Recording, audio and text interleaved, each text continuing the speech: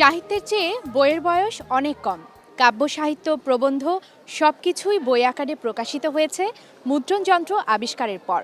সেই মুদ্রণযন্ত্রের আবিষ্কারক গুটেনবার্গের প্রতি শ্রদ্ধা জানিয়ে আমি বাবলি ইয়াসমিন শুরু করছি আজকের বই বসন্তে। বইমেলায় প্রতিদিন নতুন নতুন বইয়ের সমারোহ দেখে আমাদের বিস্মিত হতে হয়, আর এই কৃতিত্ব কিন্তু আমাদের মুদ্রণ শিল্পের। ১৬১৮ থেকে ৯৬ খ্রিস্টাব্দে সর্বপ্রথম চীনে মুদ্রণ আবিষ্কৃত হয়। এরপর গুটেনবার্গ মুদ্রণ শিল্পে যোগ করেন নতুনত্ব। মূলত গুটেনবার্গের ছাপাখানার উদ্ভাবনের পর থেকেই বই প্রকাশিত হতে থাকে। পাণ্ডুলিপি নির্বাচনের পর সম্পাদনা শেষে বানান সংশোধন করে ট্রেসিং বের করার আগ পর্যন্ত প্রকাশককে বই প্রকাশের আগে বিভিন্ন ধাপ পার হতে হয়। বইয়ের ট্রেসিং বা পজিটিভ বের করার পর তৈরি হয় প্লেট, রঙিন কিংবা সাদা কালো। ছাপার জন্য প্লেটের সংখ্যার ভিন্নতা রয়েছে। ছাপাখানার দক্ষ শ্রমিকদের হাতে প্লেট তৈরি শেষে বই তুলে দেয়া হয় প্রেসে। এরপর খটাখট একটানা শব্দের সঙ্গে তাল মিলিয়ে প্রেসে ছাপা হতে থাকে বই। প্রেসে ছাপা হওয়ার পর বাধাই শেষে বই সরাসরি নিয়ে আসা হয় বইমেলাতে, আর এরপরের দায়িত্ব প্রকাশকের। দর্শক, আমাদের এবারের আয়োজন বই কারিগর।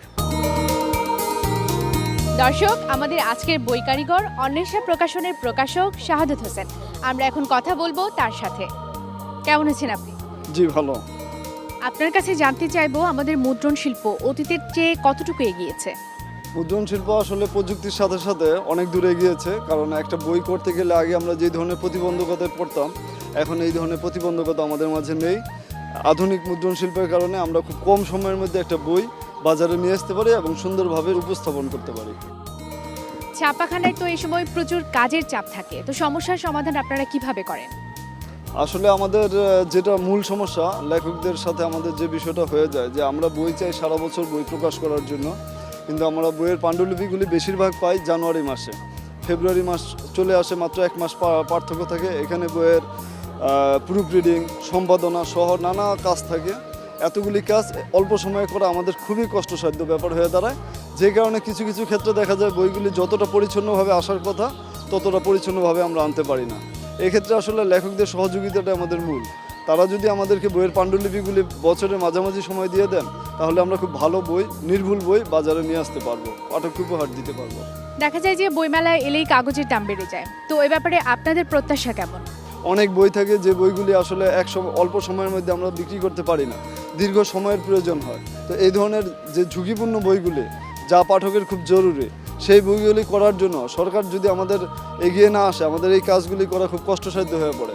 আমরা মুক্তিযুদ্ধের উপরে কাজ করতে চাই, আমরা ভাষা আন্দোলনের উপরে কাজ করতে চাই, আমরা দেশের ঐতিহ্য নিয়ে কাজ করতে চাই। এখন আমরা যে বিশাল যে ইনভেস্ট করি, এটা আউটপুট কম, সরকার বই কিনতে পারে আমাদের কাছ থেকে। সরকারের কাছে আমাদের দাবি থাকবে এই খাতগুলি, বই কেনার খাতগুলি উন্মুক্ত করে দেওয়া হোক।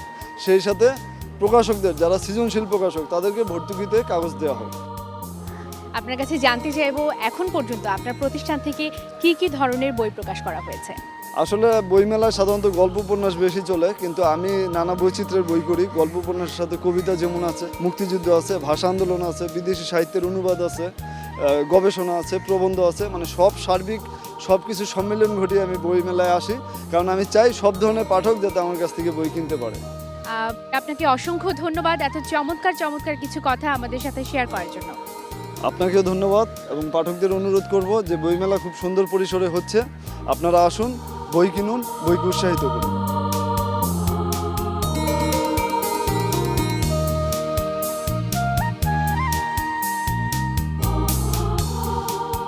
মেলায় আসা ঝকঝকে ছাপা প্রতিটি বই একটি অন্যটির চেয়ে আলাদা। বিষয় বৈচিত্র্য তো বটেই, বাধাই, আকৃতি, এমনকি কাগজেও রয়েছে বৈচিত্র্য। দর্শক, চলুন আজকের মেলায় আসা নতুন কিছু বইয়ের কথা জেনে আসি।